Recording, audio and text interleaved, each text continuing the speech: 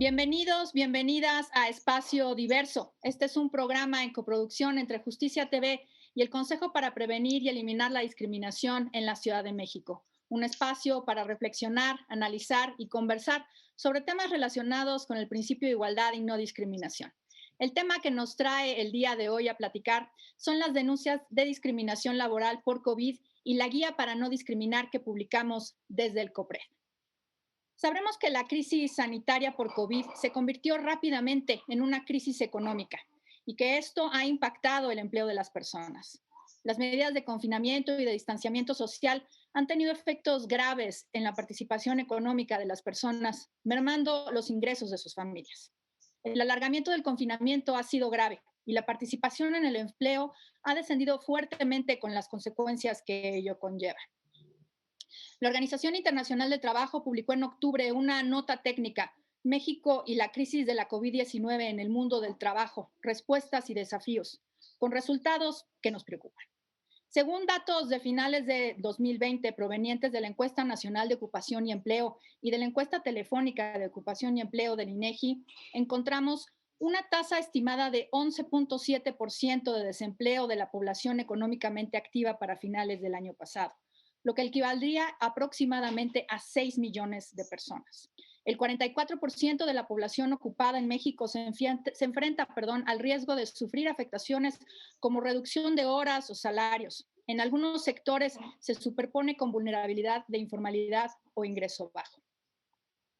El acceso a un trabajo digno y remunerado es un derecho y como tal requiere ser garantizado por parte de las autoridades en general. La discriminación es un obstáculo para el ejercicio del derecho al trabajo y por ello tanto empleadores, privados y públicos, como instancias de gobierno encargadas de proteger este derecho, tenemos el deber de intervenir. Las autoridades del gobierno de la Ciudad de México han sido enfáticas en informar que ninguna persona puede ser despedida por tener COVID y que las personas que formen parte de grupos de riesgo tienen derecho a quedarse en casa.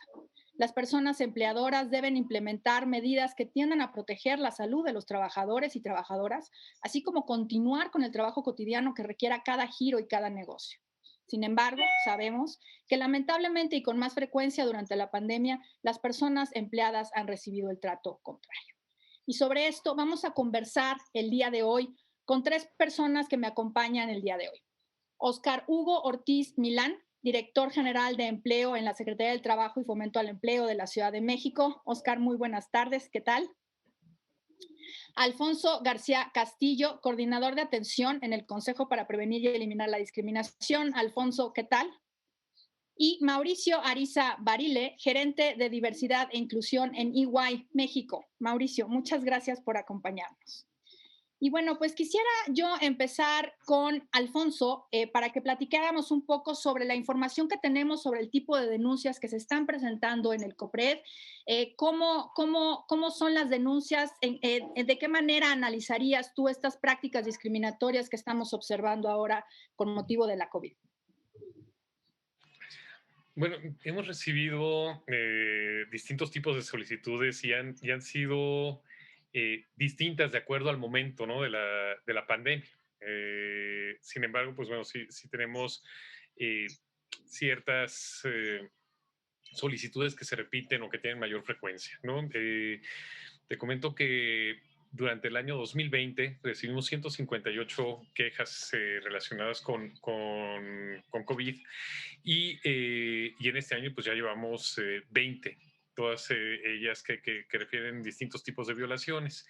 Principalmente tenemos como mencionaba, distintos momentos. Por una parte, al principio de la pandemia lo que teníamos era muchas dudas o inquietudes respecto a las medidas de protección que debían de tener las personas o el hecho de que a pesar de que se habían pues implementado algunas medidas derivadas de las pues bueno de medidas de sanidad que se habían tomado por parte de las autoridades, las empresas no las estaban respetando, ¿no? Entonces teníamos mucha gente con dudas de que, oye, tengo que ir a trabajar, soy una persona en riesgo, soy una persona que tiene ciertas comorbilidades y se me está pidiendo o exigiendo el trabajo o se me amenaza con despedirme. Después, con el avance de la pandemia, lo que teníamos, pues bueno, eran muchas cuestiones relacionadas con despidos, no propiamente por haber resultado, pues digamos, contagiado de COVID o contagiada de COVID, sino por la misma, digamos, mm, teniendo como argumento para el despido la baja en la productividad de la empresa o, digamos, diversas situaciones, por ejemplo, un restaurante, ¿no? Que tenían que despedir. O sea, aquí la cosa es que si bien de repente el discurso puede parecer legítimo, también lo que podemos ver muchas veces es que, y aquí sí voy a utilizar la palabra de repente pretexto, se podía utilizar el pretexto del COVID para tomar ciertas decisiones por parte de patronales que no necesariamente estaban completamente justificadas, ¿no? O sea, entonces, vaya, es obviamente estas cuestiones puede ser discriminación, pero también, pues bueno, lo que nos llevaban mucho era orientar también pues, respecto al aspecto laboral, ¿no? Que puede tener este tipo de situaciones, ¿no? Ver en realidad si era una cuestión justificada o no, ¿no? Y ahora también hemos tenido mucho también a partir de, digamos, vamos a dividir como que un tercer periodo desde que empieza este repunte por ahí de octubre, una cosa así, empezamos a tener casos de contagios, bueno, ya teníamos casos de contagios, pero aquí ya cada vez más frecuente el de la persona que ya fue diagnosticada con COVID o que resultó positivo o algo así y que ahora ya está viendo estas consecuencias en su trabajo, o personas que tienen un familiar enfermo y que ya no se les permite reincorporarse a su trabajo, que cambian mucho las condiciones, ¿no? Y esto nos está llamando mucho la atención en esta última etapa, en esta última ola de la enfermedad, ¿no? De la COVID. Esto es, digo, yo lo señalaría como lo principal. Gracias, Alfonso. Oscar, me gustaría preguntarte desde las TIFE, ¿cómo se está abordando esta cuestión? ¿Tienes conocimientos? ¿Están recibiendo denuncias respecto de esto? Un poco la perspectiva desde la Secretaría del Trabajo local. Sí, muchas gracias. Buenas tardes. Sí, el tema laboral ha sido una de las dos dimensiones más afectadas, digamos, por el tema de la pandemia, asociándola estrictamente también al tema económico, ¿no? El primero, pues obviamente es el tema de la salud, que va asociado también a las condiciones en que los trabajadores desarrollan su vida personal y su vida laboral. No se puede disociar una de la otra, pues porque obviamente todos como seres humanos, pues tenemos familias, tenemos que transportarnos, ¿no? Y finalmente estamos expuestos a una posible contagio tanto en la vida personal como en la vida laboral. Entonces ha sido un tema pues muy afectado. Las cifras que bien se daba cuenta al principio de esta charla, creo que dan cuenta de la magnitud del problema que ha tenido en una afectación en el tema laboral.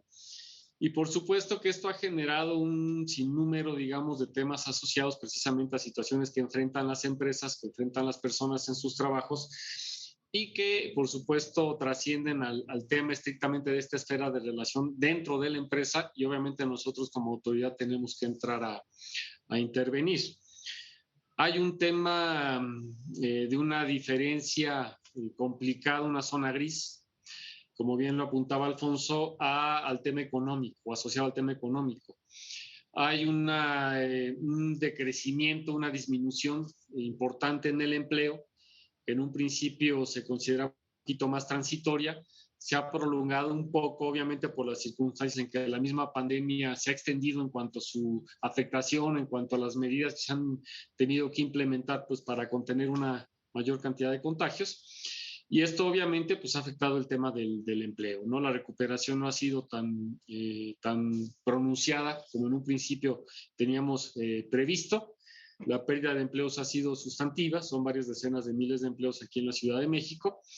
Y si bien ya hay una recuperación, pues la verdad es que seguimos teniendo este problema de que las personas pues siguen padeciendo el tema de los despidos y algunas de ellas precisamente por un tema de posible discriminación. Y digo posible porque precisamente hay procedimientos que se tienen que establecer y que como tal ya han sido presentados ante el Consejo, ¿no? Ante el COPRED, y que ya daba cuenta Alfonso.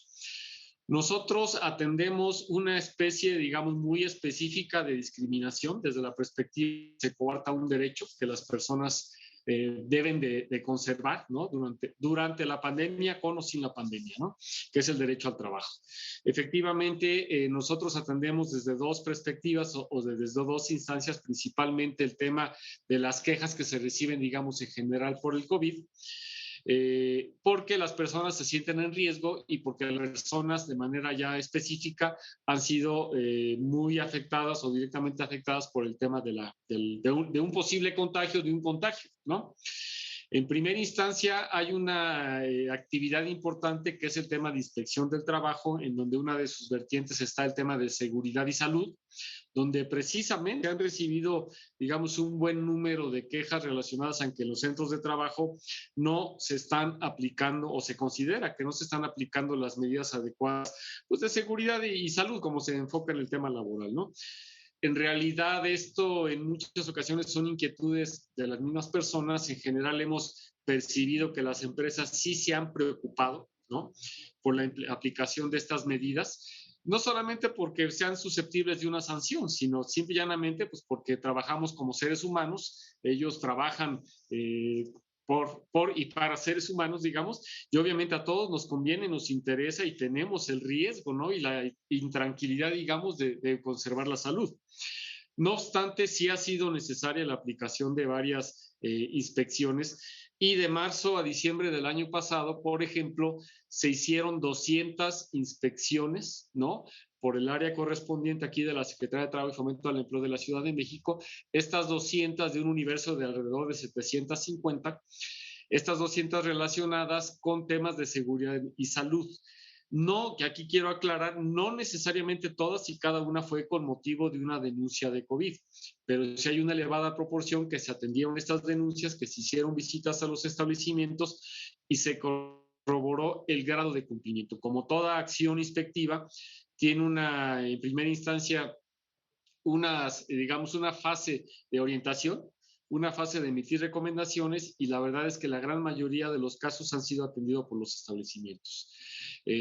Hay procesos administrativos, ¿no? En proceso, porque sí hay empresas que han sido, digamos, negligentes, pero digamos, más son por excepción que como una regla, y creo que en la mayoría de los casos se han atendido todas y cada una de las recomendaciones que se les han realizado.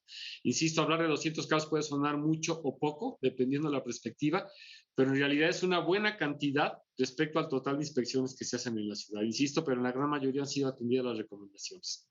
En la otra etapa, digamos, o la otra faceta son ya denuncias que de manera particular se hacen y en la Procuraduría de la Defensa del Trabajo, que trabaja incluso a veces de personas o casos canalizados por el Consejo, precisamente se ha abierto una fase de atención, digamos, o una vertiente de atención específica precisamente para atender inquietudes y denuncias por trabajadores que han sido afectados por COVID.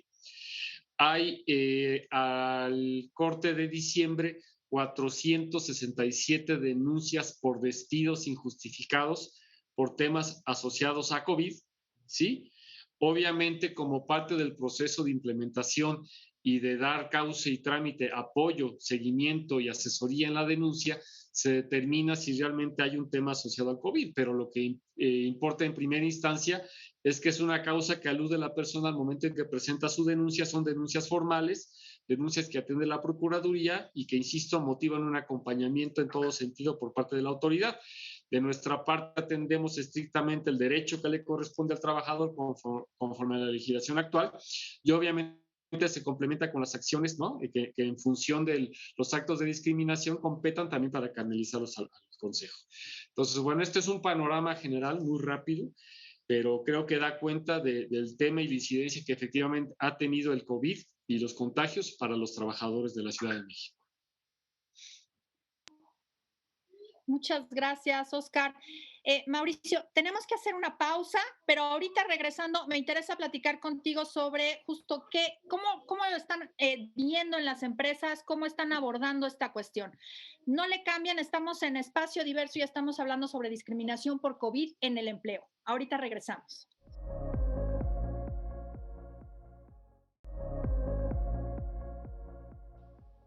Bueno, pues estamos de vuelta aquí en Espacio Diverso y estamos hablando sobre discriminación en el empleo con motivo de la COVID-19.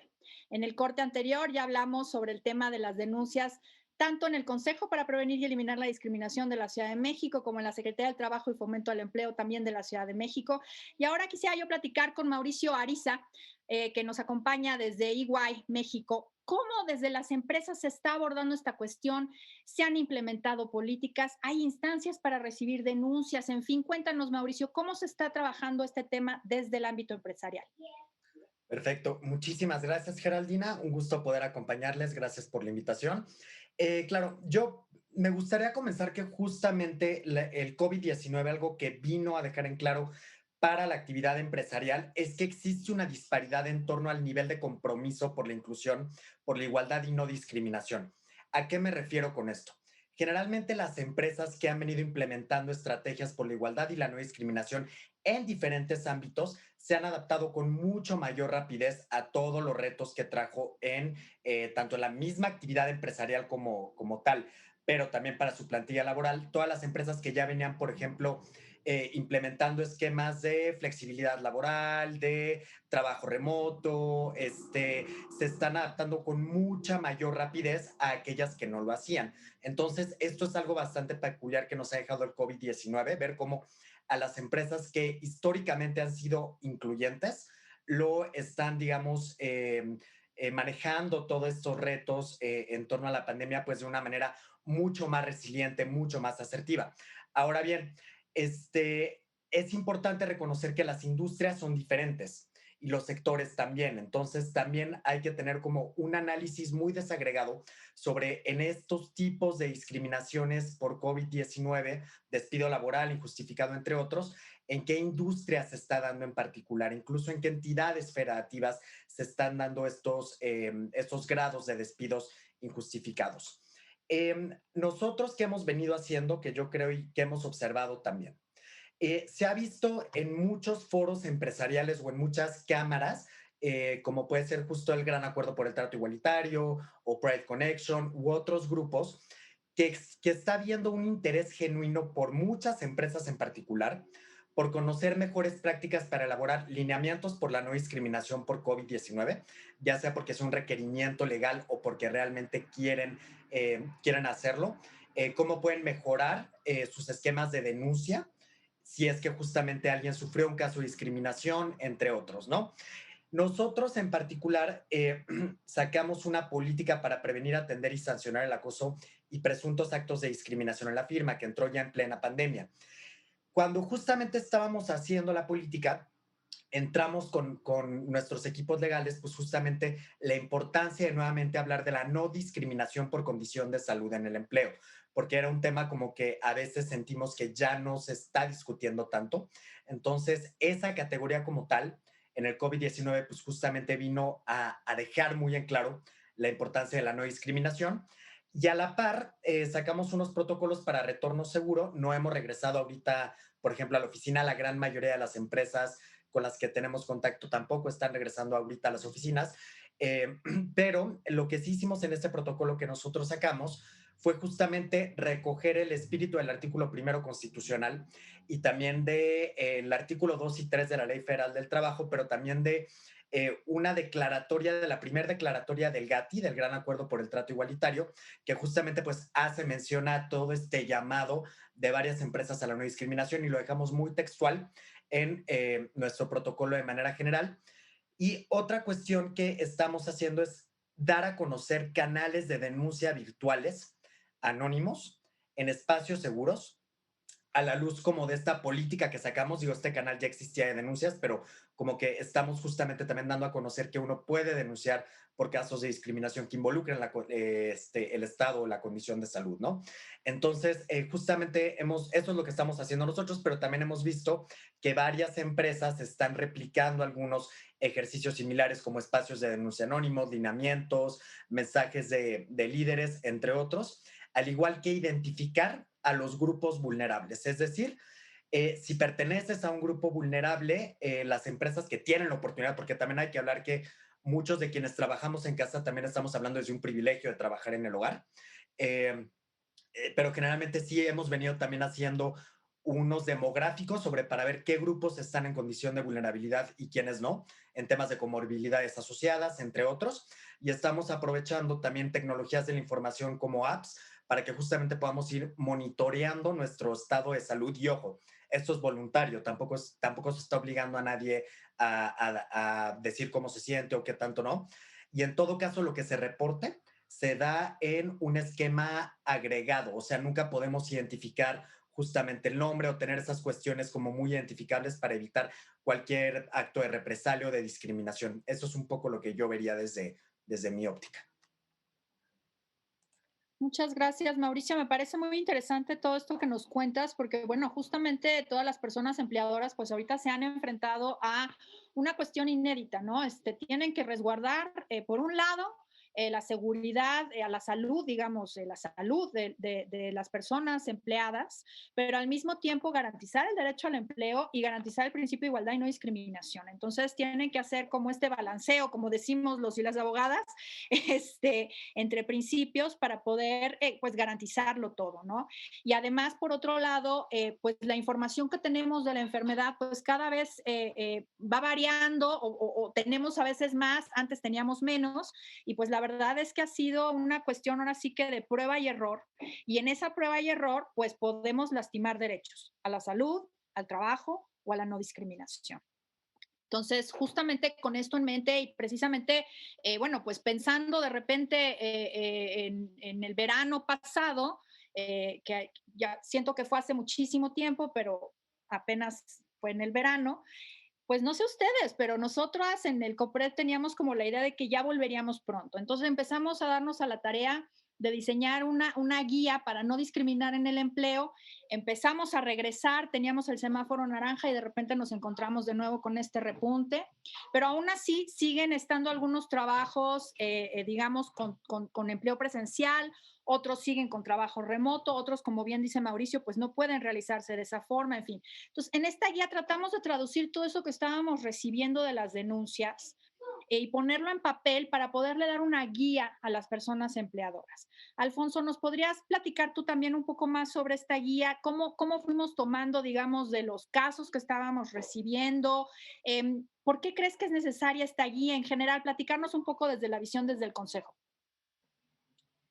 Gracias, Ger. Sí, eh, ya, como tú decías, la guía la comenzamos a trabajar pues identificando una necesidad, ¿no? O sea, precisamente partiendo desde un principio de buena fe, que normalmente nosotros tenemos un principio de buena fe con las víctimas de la discriminación, ¿no? En este caso, como tú refieres, nos encontramos ante una situación históricamente inédita, ¿no? Bueno, no inédita totalmente en términos históricos de pandemias, pero sí en una etapa reciente, pues no hemos vivido algo como lo que estamos viviendo ahora, ¿no? Y entonces, cuando digo buena fe, pues era justo en esto, de que muchas veces puede haber una parte patronal que no tiene todas las herramientas para poder manejar, para decir, bueno, o sea, estoy discriminando, o sea, se tienen que tomar una serie de decisiones en este contexto, pues que no son las habituales, ¿no? Y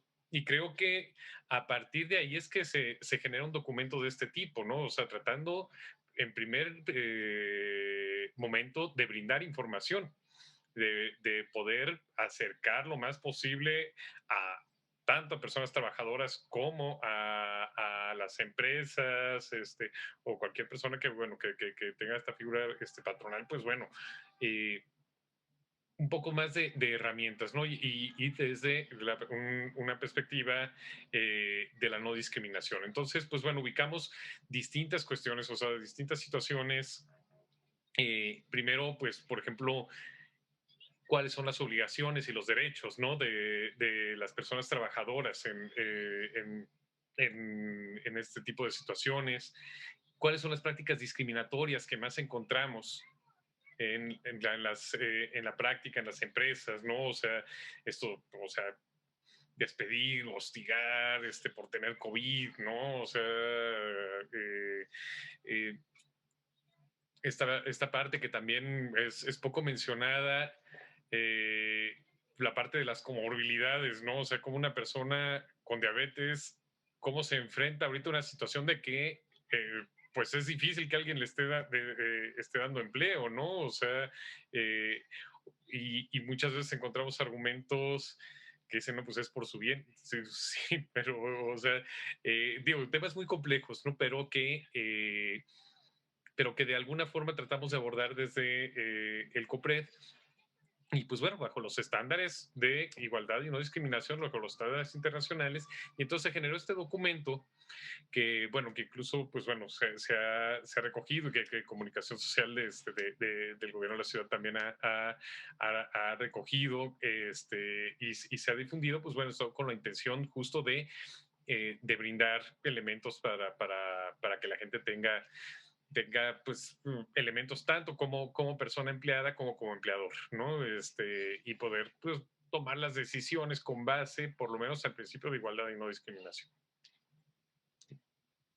Gracias, Alfonso. Sí, bueno, para nosotros es muy importante justo, ¿no? Desde el gobierno de la Ciudad de México, en la página relacionada con COVID, se han acercado pues una serie de documentos, de información, de infografías, para que todas las personas empleadoras, todas las personas que tienen un negocio, para quienes trabajan en esos espacios, pues sepan qué hacer, qué medidas tomar y justo cómo hacer este balanceo, este equilibrio entre todos los derechos. Oscar, ¿cómo pueden los empleadores, las empleadoras fortalecer estas medidas? Ustedes desde la STIFE, ¿cómo están recomendando, qué están recomendando a los y las empleadoras en la Ciudad de México?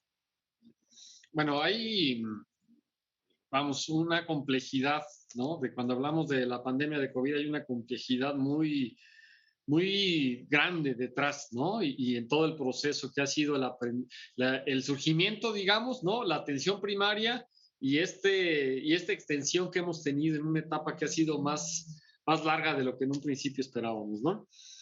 Y en ese sentido creo que se ha hecho un esfuerzo muy importante a nivel institucional, no solamente del gobierno, sino en todos los ámbitos, social y de empresarial, pues de generar información útil, ¿no? De atender con lineamientos, con medidas que en este caso son, digamos, potestad del gobierno, pues de hacer disposiciones normativas, lineamientos, medidas de política, pues para mitigar, digamos, y atender todas las facetas que tiene la emergencia sanitaria.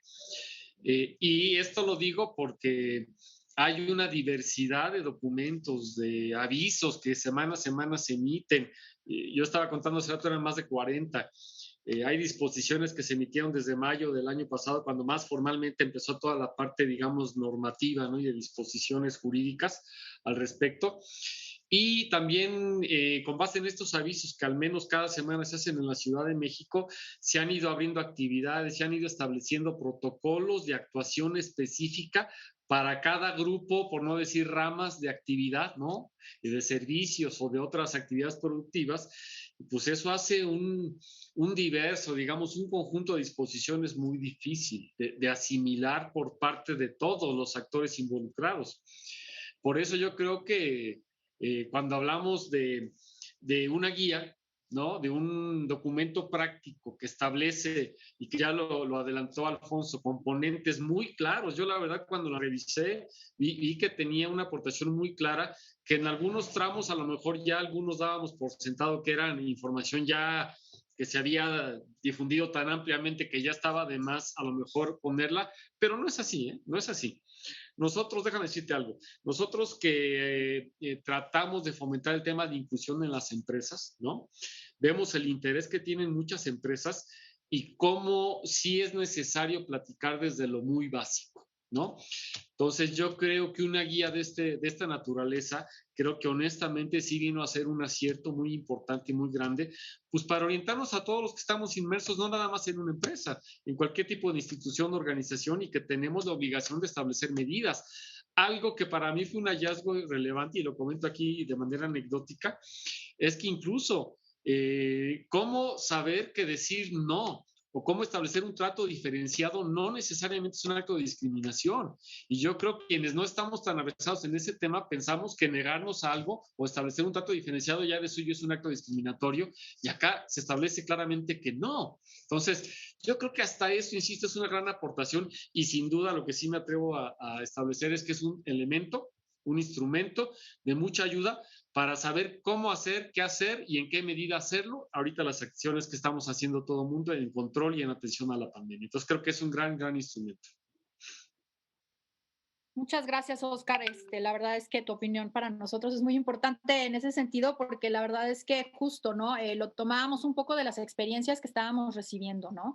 Y sí, efectivamente, una medida que diferencie siempre y cuando esté justificada, pues no necesariamente es discriminatoria. Y eso es importante decirlo, y sobre todo de cara a la pandemia. Insisto, los empleadores tienen que proteger el derecho a la salud de las personas, pero eso no implica estigmatizar a nadie, ¿no? Entonces tienen que hacer justo este equilibrio para proteger a todos y a todas.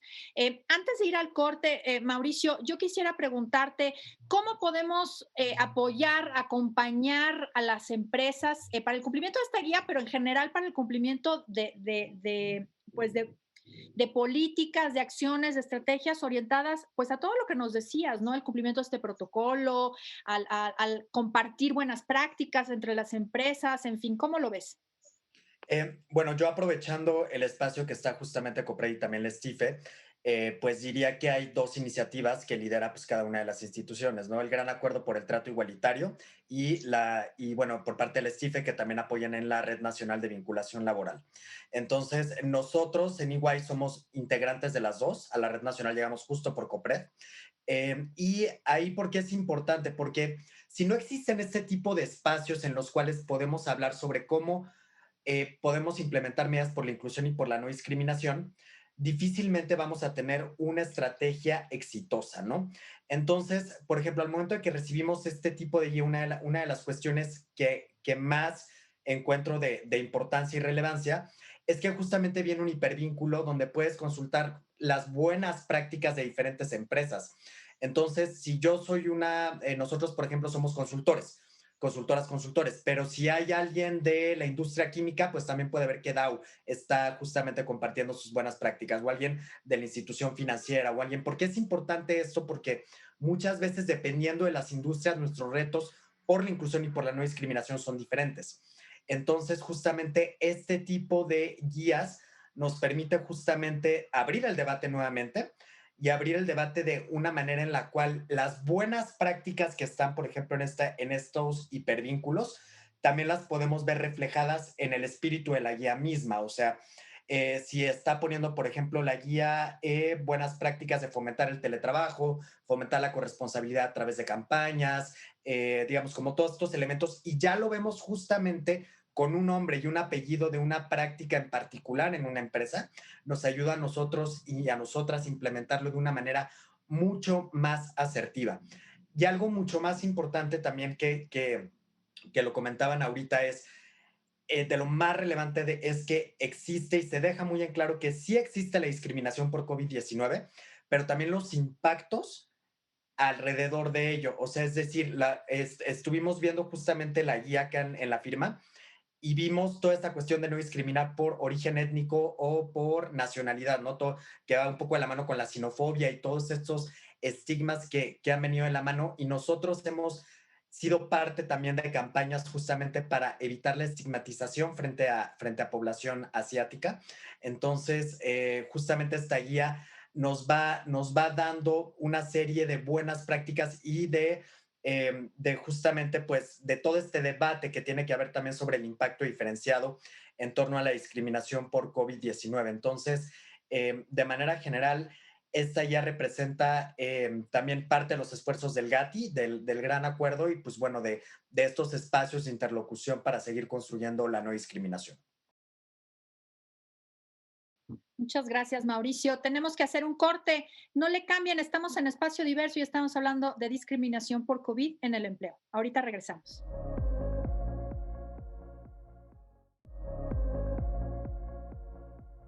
Y bueno, antes de darles la palabra nuevamente, quiero comentarles que la guía de la que estamos hablando, la guía para no discriminar en el empleo, la pueden encontrar en la página de COVID-19 del Gobierno de la Ciudad de México, en donde no solamente van a encontrar esta guía, van a encontrar mucha información, como ya Oscar estaba refiriendo, mucha información por giro, información sobre cómo dar tratamiento, digamos, a las cuestiones de medidas sanitarias, si se tiene que poner el gel, si se tienen que poner los tapetes, si se tienen que utilizar los cubrebocas, en fin, una serie de medidas y una serie de orientaciones que pues de repente pueden resultar evidentes, pero no tanto para otras personas que no están familiarizadas con la cuestión o que a lo mejor no habíamos pensado en ellas.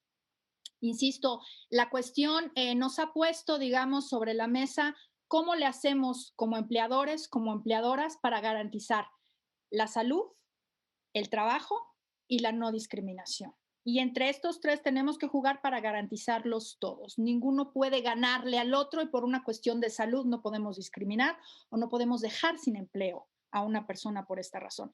Como ya bien decía Alfonso hace un momento, nos han llegado denuncias que también han llegado seguramente al STIFE, por ejemplo, que también creo que lo comentabas, Oscar, que tienen que ver con las comorbilidades, presencia de comorbilidades o mujeres embarazadas. Y se ha utilizado estas condiciones de salud o de embarazo para negar el empleo a una persona o para despedir de manera injustificada a una persona. Y esto es discriminatorio porque es una diferenciación basada en una condición de salud o en el caso del embarazo, en una cuestión de género que pues incide en el acceso al derecho al empleo de las personas. En su informe que ya refería yo sobre el empleo en México, la Organización Internacional del Trabajo consideró que la actual crisis económica y laboral causada por la pandemia de la COVID-19 conforma una oportunidad para replantear ciertos aspectos de la economía y considerar un enfoque ambientalmente más sostenible, recordando que para encontrar soluciones efectivas a los efectos de la actual crisis y abrir la puerta a la construcción de una nueva, mejor y más justa normalidad, el diálogo social entre autoridades, organizaciones de empleadoras y personas trabajadoras es fundamental. Mauricio, ahora voy a empezar contigo.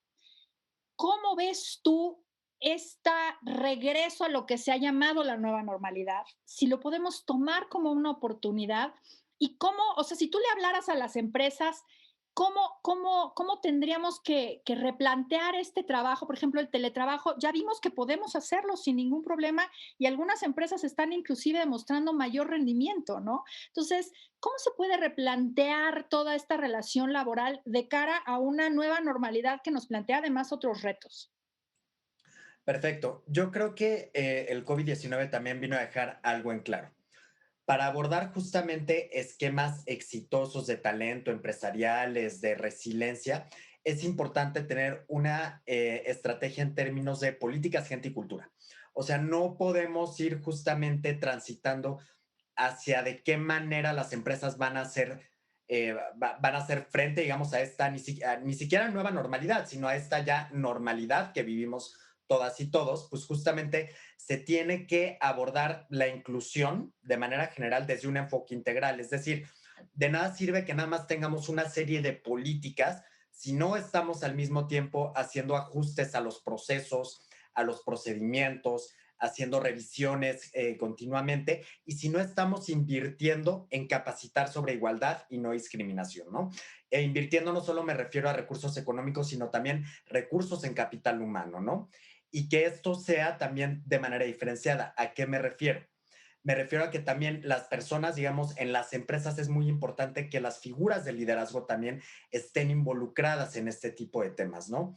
¿Por qué? Porque si no les vamos involucrando desde ahorita, puede llegar a darse muy probablemente el caso de que ellos mismos o ellas mismas, sin darse cuenta, estén reproduciendo patrones discriminatorios en una especie de cascada de arriba abajo.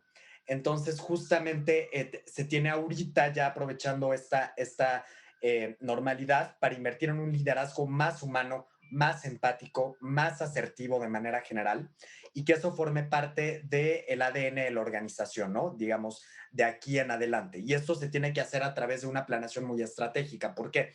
Porque nuevamente, si estamos en una empresa, también tenemos que reconocer que difieren de sí mismas. Es decir, no es lo mismo hablar de la inclusión en un corporativo, así estamos hablando de la inclusión de las plantas de producción de ese corporativo, ¿no? Es decir, cómo vamos a ir previniendo y que realmente no se discrimine justamente en todos los niveles de la empresa y no solo con los colaboradores, sino también con proveedores, con clientes, es decir, que esto se aborde de una manera integral.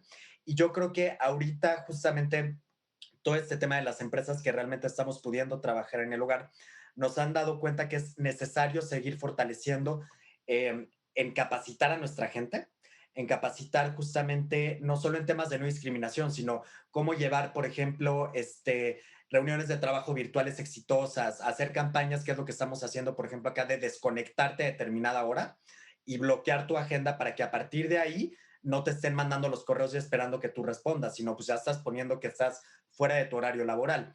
Entonces, justamente estamos intentando ver cómo esta oportunidad de transformación podemos construir la inclusión y el sentido de pertenencia a pesar de estar separados.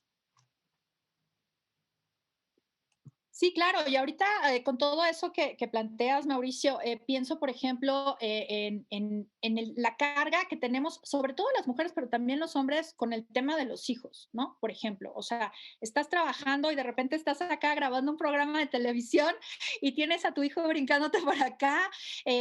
¿Cómo puedes compaginar esto y que no se vea, digamos, como una falta de responsabilidad o una falta de compromiso, ¿no? Que de repente, hace un año quizá todas recordarán, por ejemplo, ese video de una persona que estaba hablando algo muy importante en la BBC, de repente le entra el hijo por acá y todos moríamos de la risa.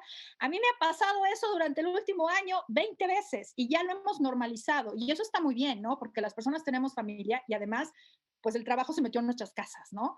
Entonces, esa manera de compaginar la vida personal con la vida laboral, pues tenemos que desmenuzarla de manera muy clara para poderlo hacer posible, sin que una invada a la otra, pero que también la vida laboral entienda que tenemos vida personal, ¿no? Oscar, voy contigo. Eh, ¿Cómo ves tú que podemos desde el sector gubernamental, digamos, colaborar con las empresas para todas estas cuestiones? O sea, ¿cómo ves tú también este cambio en el teletrabajo? ¿Cómo ves tú todo este cambio en las políticas internas de las empresas? La reforma, por ejemplo, a la Ley Federal del Trabajo reciente sobre teletrabajo, en fin, ¿cómo están viendo ustedes desde la Secretaría todo esto?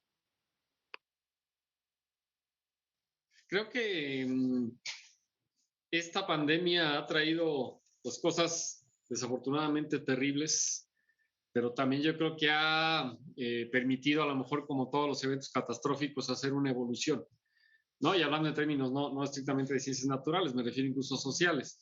Y yo creo que ahorita, sin querer, lo que decía Mauricio, lo que comentabas tú, es un claro ejemplo. Algo que hace un año, no más, ¿no? Veíamos como que a futuro se iba a dar una transición hacia el teletrabajo, hacia incrementar la compatibilidad entre la vida personal y el tema de cuidados, ¿no? Actividades ya de trabajo, de actividades más domésticas, digamos, del hogar, ¿no? Y las actividades productivas, pues como que llevaba un ritmo interesante, pero lento. Y creo que ahorita esta pandemia vino a traer obligadamente a implementar acciones muy de corto plazo, de efecto inmediato, y creo que eso es un efecto positivo, a lo mejor no esperado ni pensado de la pandemia. Yo creo que eso es algo bueno, ha sido favorable, pero así como suceden cosas buenas, pueden suceder otras que a lo mejor necesitan atención. Yo creo que así como actualmente hay un diálogo en cómo sí reactivar actividades económicas, ¿no? En cómo sí encontrar medidas que de un lado gubernamental y de un lado de las empresas y de un lado de las personas que estamos involucradas en unos o en otros, podemos establecer acciones para que podamos convivir en tiempos de pandemia que seguimos, ¿no? A lo mejor en un recrudecimiento, ¿no? Coyuntural, que esperemos que así sea, pero también una necesidad imperiosa e inaplazable de activar la actividad económica o de reactivar la actividad económica.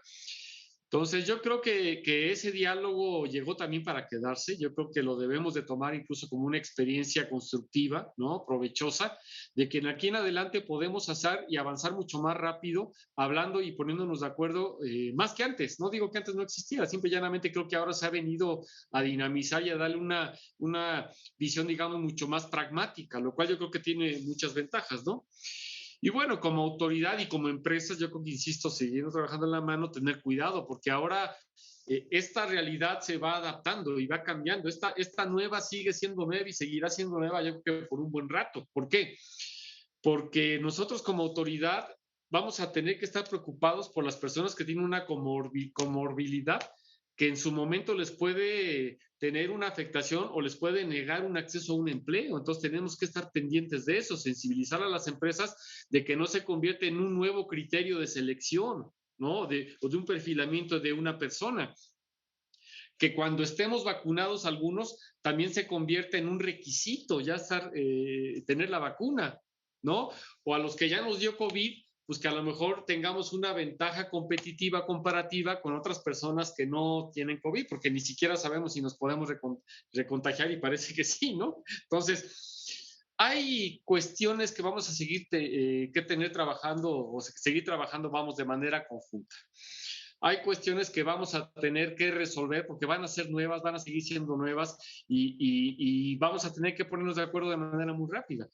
Entonces, yo creo que así como en las cuestiones negativas se ha trabajado y se ha incidido en resolverlas, yo diría razonablemente bien, ¿no? El tema de la vacuna sin duda va a ser una solución muy, muy buena.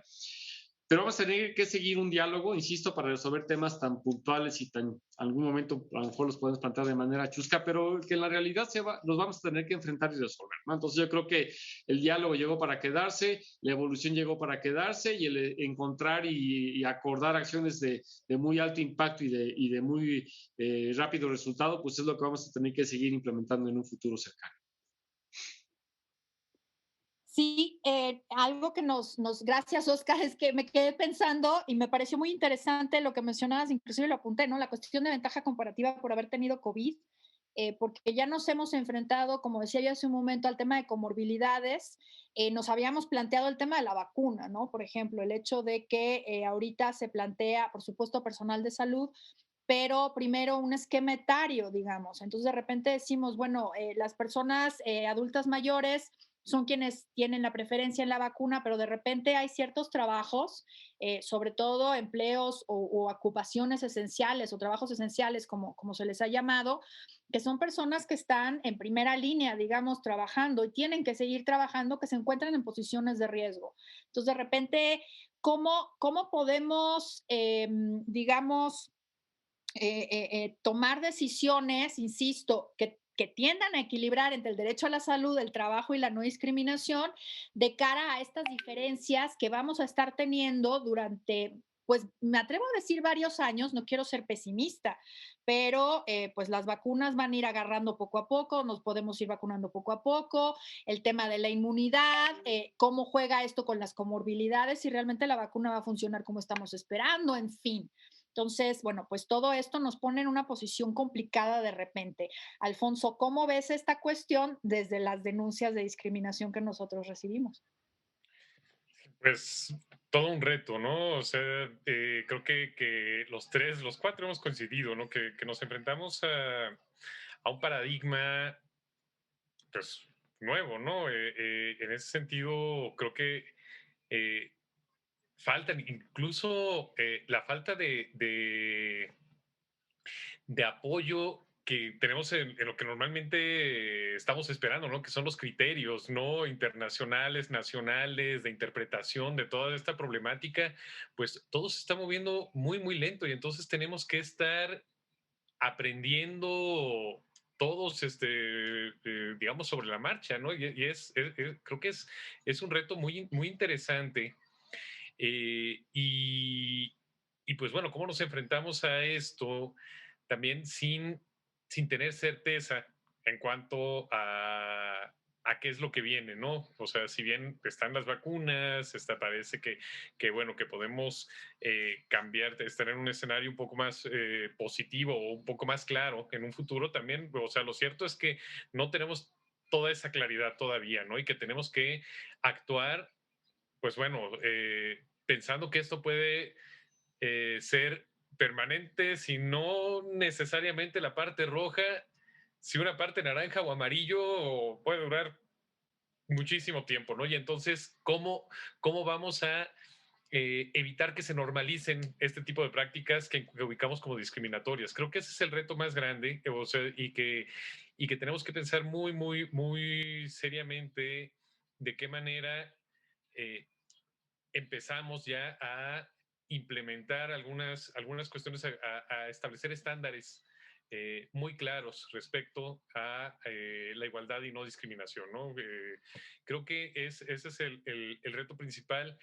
Y sí, precisamente no hablando ya nada más del caso en lo particular, sino de todo lo que rodea a una persona que puede ser haber dado positiva por la COVID, ¿no? Entonces, todo lo que hay alrededor, la familia, el transporte, todas esas tantas cosas que hay en torno a ello que son muy, muy complicadas, pero que tenemos que implementar ya. Sí, así es. Me parece que justo nos coloca en frente a una situación, por un lado novedosa y por otro lado, que yo lo he conversado contigo, Alfonso, eh, no, sí, creo que podemos aprender mucho del camino, digamos, de la discriminación y de la estigmatización por VIH.